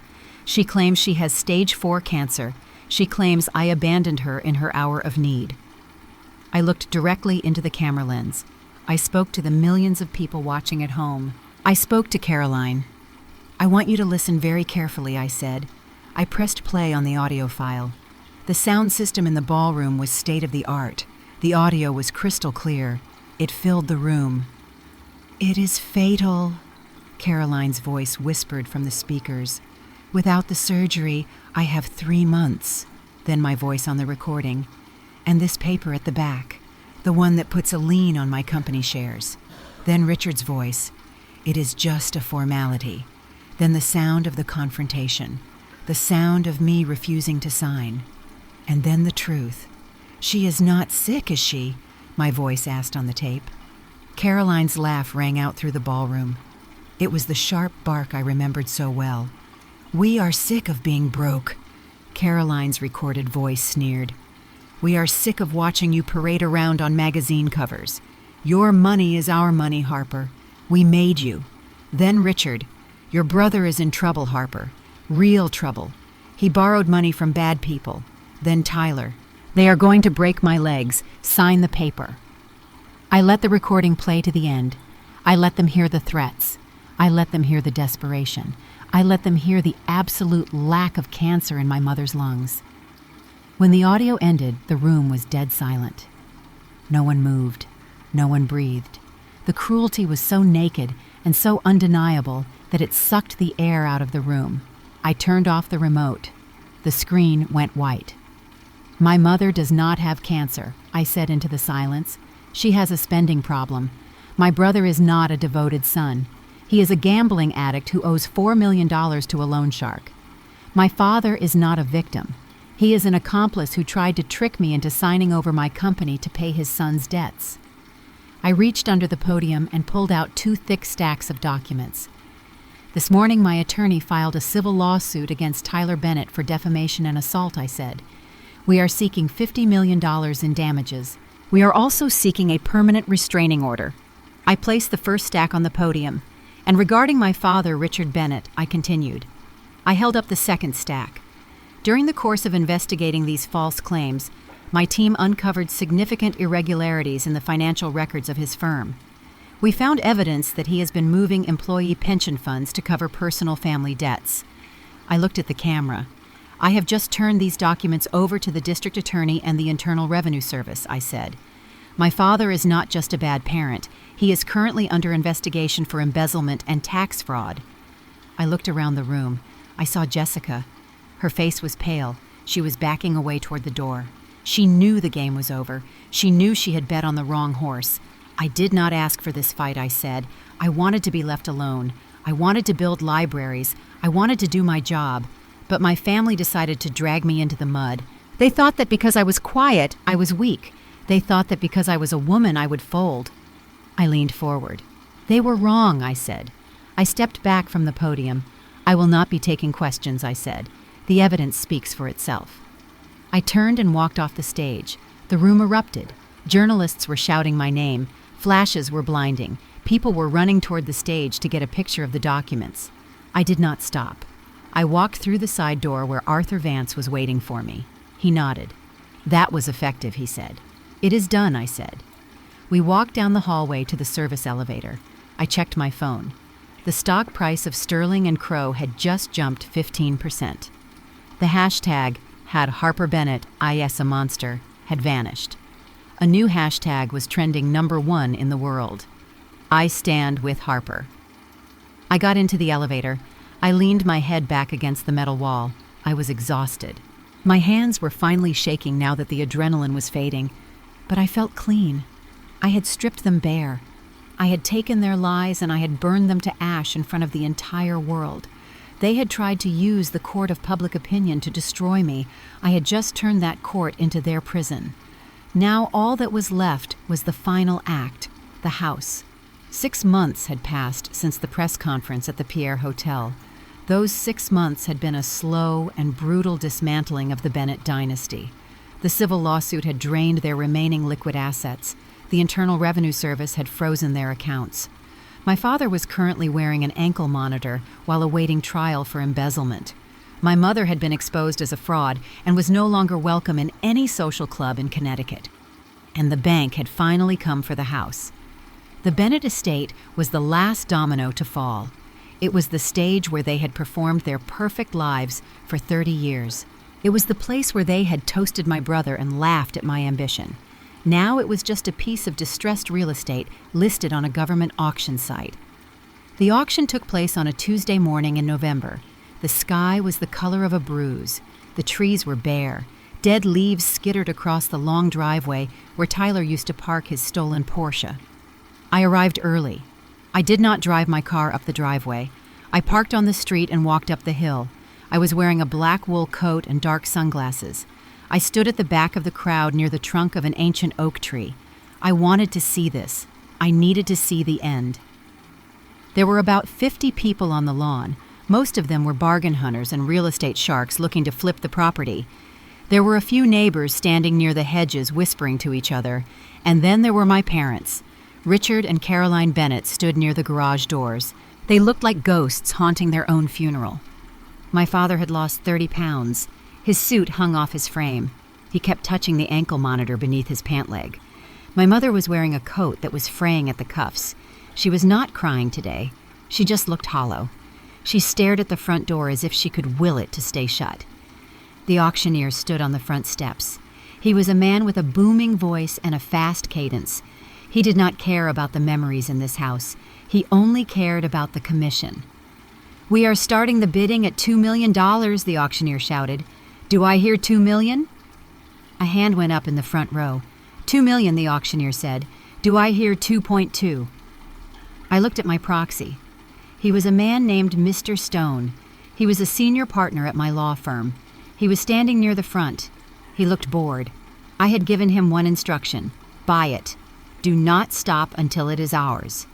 2.2, a developer in a baseball cap shouted. 2.5, Mr. Stone said calmly. The bidding war was short. The house was in bad shape. The roof needed repairs. The reputation of the property was tainted. Most buyers were scared off by the scandal. $3 million, Mr. Stone said. Going once, the auctioneer shouted. Going twice. My mother flinched. She grabbed my father's arm. She buried her face in his shoulder. She could not watch. Sold, the auctioneer yelled. To the gentleman in the gray suit for $3 million. It was done. The gavel had fallen. The house belonged to me. I felt a surge of relief. It was not joy. It was the feeling of finally setting down a heavy weight after carrying it for miles. I started to walk forward. I wanted to sign the papers. I wanted them to see me. But before I could take 2 steps, a sound shattered the morning quiet. It was a scream. It was a raw and animalistic shriek that came from the side of the house near the woods. No, the voice howled. You cannot have it. The crowd turned. The auctioneer froze. Tyler burst out of the bushes. He looked terrifying. He had been missing for 3 weeks since the warrant for his arrest was issued. He looked like he had been living in the woods. His clothes were torn. His face was covered in dirt and stubble. His eyes were wide and rolling in his head. He looked like a man who had lost his mind. In his right hand he carried a red plastic jerry can. The smell hit us instantly. It was the sharp chemical stench of gasoline. Tyler, my mother screamed. She ran toward him. Tyler, stop. He swung the heavy can around. Gasoline splashed onto the paved driveway. Stay back, Tyler screamed. He was shaking. He looked at the house and then at the crowd. This is my house. This is my inheritance. If I cannot have it, then no one can. He ran toward the porch. The crowd scattered. People were screaming. The auctioneer dove behind a pillar. Tyler reached the wooden steps. He began to pour the gasoline. He splashed it on the railings. He splashed it on the front door. He splashed it on the welcome mat. I am going to burn it all, Tyler yelled. He fumbled in his pocket. He pulled out a silver lighter. I will burn it to the ground. Tyler, no. My father shouted. He tried to run forward, but he stumbled. You are going to kill us. Tyler did not hear him. He was in a trance of destruction. He flicked the lighter. A small flame danced in the gray light. I stepped out from the shadow of the oak tree. I walked straight toward him. Tyler, I said. My voice was not loud, but it cut through the panic. He stopped. He turned his head. He saw me. He blinked. For a second, the madness in his eyes cleared and was replaced by pure hatred. You, he hissed. You did this. You took my money. You took my life. I kept walking until I was 10 feet away from him. I could smell the gas fumes choking the air. "Put the lighter down, Tyler," I said. "It is over. The house is sold." He laughed. It was a wet, gurgling sound. "It is sold when I say it is sold," he said. "And I say it is a pile of ash." He raised the lighter. He prepared to drop it onto the gasoline-soaked wood. Now a voice shouted from the side. 2 police officers who had been stationed at the perimeter for the auction rushed in. They moved fast. One of them tackled Tyler from the side. The lighter flew out of his hand. It skittered across the driveway and landed in a puddle of water. It hissed and went out. Tyler hit the ground hard. He screamed as the officers pinned his arms behind his back. He thrashed and kicked, but he was weak from weeks of running. "Get off me," Tyler sobbed. "It is mine! It is mine!" They handcuffed him. They dragged him to his feet. He looked at me as they walked him past. He spat at my feet. "I hope you die, Harper," he whispered. I looked at him. I looked at the brother who had pushed me into a doorframe. I looked at the boy who had stolen my future to buy a car. "Goodbye, Tyler," I said. They put him in the back of a squad car. The sirens wailed as they drove him away. The silence returned to the driveway. The crowd was in shock. Mr. Stone walked over to me. He handed me a set of keys. "The deed is ready for your signature. Ms. Bennett," he said. I took the keys. They felt cold and heavy in my hand. "Harper." I turned. Richard and Caroline were standing there. They looked at the keys in my hand. They looked at the police car disappearing down the road. And then they looked at me. And in that moment, I saw the most terrifying thing of all. I saw hope. They did not see a daughter who had just put her brother in jail. They saw a savior. They saw the new owner of the mansion. My mother took a step forward. She wiped her eyes. She put on a brave, trembling smile. "Oh, Harper," she said. "Thank God it was you. Thank God you bought it. We were so scared some stranger would take it." She reached out as if to hug me. I took a step back. My father nodded. He straightened his tie. He tried to summon some of his old authority. "This is a good strategic move, Harper," he said. "Keeping the asset in the family. We can work with this." He looked at the house. "It needs some work," he said, "and obviously we cannot pay rent right now. But we can help. We can maintain the property.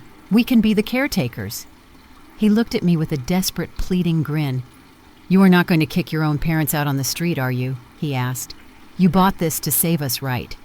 I looked at them. I looked at the house. I looked at the windows where I used to sit and watch the rain and wish I was someone else. I walked past them. I walked up the steps. The wood was wet with gasoline. I put the key in the lock. I opened the door. I turned around to face them. "No," I said. My mother's smile faltered. "What do you mean, no?" she asked. "I did not buy this house to save you," I said. I looked at the grand foyer. I looked at the spot on the floor where my blood had stained the marble 5 years ago. "I bought it to destroy it," I said. My father's jaw dropped. What he whispered. "I have already filed the permits," I said. My voice was calm and final. "The demolition crew arrives tomorrow morning at 7.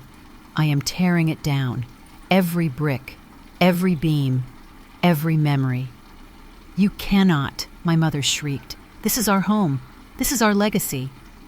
"Your legacy is a lie," I said, "and tomorrow it will be a parking lot." I stepped inside. "I do not want to keep anything from you people," I said, "not even the dust." I slammed the heavy door in their faces. I heard them pounding on the wood. I heard them screaming, but I did not open it. I walked into the center of the silent, empty house. I stood there for a long time, and then I left through the back door, and I never looked back. It has been 180 days since the Bennett estate ceased to exist. The land is now a flat scar of brown earth waiting for a developer to pour concrete over the ghosts. I sold the dirt yesterday. I did not keep the money. I took every cent of the profit from the sale of the land, and I opened a trust. It is called the Phoenix Grant. It provides full tuition and living expenses for architecture students who have been financially cut off by their families due to abuse or control. It is the safety net I never had.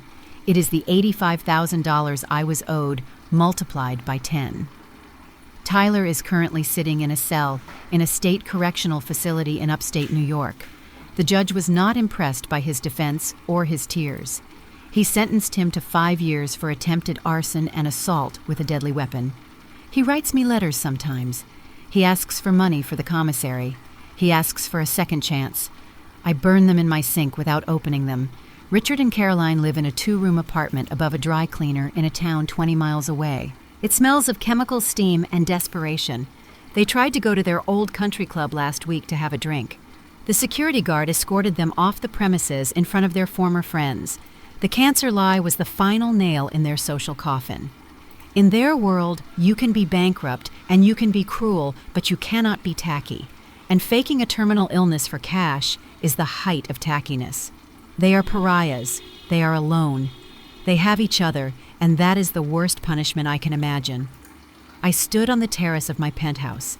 The wind whipped my hair across my face. It was cold, but it was clean. Below me, the city of New York was a grid of light and noise. Sloane stepped out behind me. She was wearing her signature black coat. She handed me a glass of wine. "It is quiet," she said. She did not mean the city. She meant the war. The phones had stopped ringing. The lawsuits were settled. The tabloids had moved on to a new villain. I took the glass. "It is quiet," I agreed. I looked at the horizon. I searched inside myself for the feeling of victory. I looked for the surge of adrenaline or the desire to cheer. I did not find it. Revenge was not a firework display. It was simply the absence of noise. It was the silence that comes after a long and terrible storm has finally passed. I did not feel happy in the way a child feels happy. I felt heavy and solid and real. I felt like a building that had survived an earthquake and was still standing. "What will you do now?" Sloane asked. I turned away from the view. I looked back through the glass doors into my living room. Inside, there was a fire burning in the modern fireplace. My design team was gathered around the coffee table. They were laughing at a joke someone had told. These were the people who had stayed late to help me render drawings when I was nobody. These were the people who had stood between me and my brother in a restaurant. I looked at Sloane. She was looking at me with that sharp and terrifying respect that had saved my life 5 years ago. "I am going to build," I said. "I do not need their name anymore. I do not need their approval. I built a family out of steel and glass and loyalty." I walked inside and slid the heavy glass door shut. The wind could not touch me here. The past could not touch me here. I was finally home. Looking back, I realized that family isn't defined by whose blood runs in your veins, but by who would bleed for you when you're hurt. For years, I set myself on fire, trying to keep them warm, hoping the smoke would finally make them see me. But you cannot fix people who are committed to misunderstanding you. Walking away wasn't an act of cruelty. It was an act of survival. The greatest revenge wasn't seeing them fail. It was finally giving myself permission to succeed without their permission. If you are holding onto a rope that burns your hands just because you're afraid of letting go, drop it. The fall won't kill you. It will set you free.